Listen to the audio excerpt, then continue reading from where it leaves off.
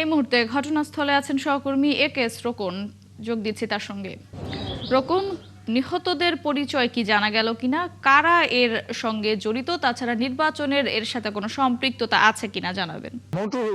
আমরা যখন সকালবেলা ভোর 5টা তখন আমরা খবর পাই যে এই এলাকায় একটা বাড়িতে বোমা বিস্ফোরণ হয়েছে এবং বোমা বেশ কিছু একসাথে বিস্ফোরণ হয়েছে, যার কারণে কিন্তু অনেক দূর পর্যন্ত মানে এর আলামত পাওয়া গেছে এবং টিনের চালাগুলো প্রায় 20 থেকে 25 ফিট পর্যন্ত দূরে চলে গেছে এবং ঘরের দেয়ালগুলো ভেঙে গেছে।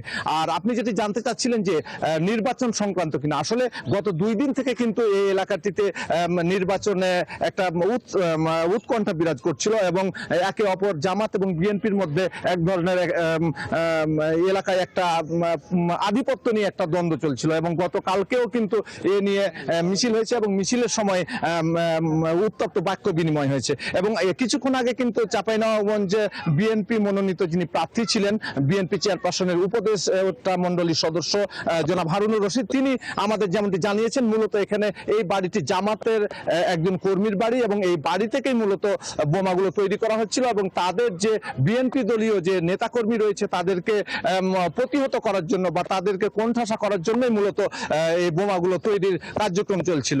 এবং আমরা কিছুক্ষণ আগে যতটুকু জানতে পেরেছি তার মাধ্যমে যে যারা মারা গেছেন তাদের মধ্যে একজনের বাড়ি হচ্ছে রানীহাটি এবং তার নাম হচ্ছে আলামিন। আমরা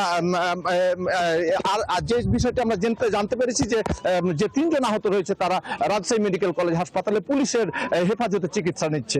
এই ছিল আমার কাছে সর্বশেষ মতোস। ধন্যবাদ রোকন। দর্শক, চাঁপাইনবাবগঞ্জ থেকে যুক্ত ছিলেন সহকর্মী একেএস রোকন।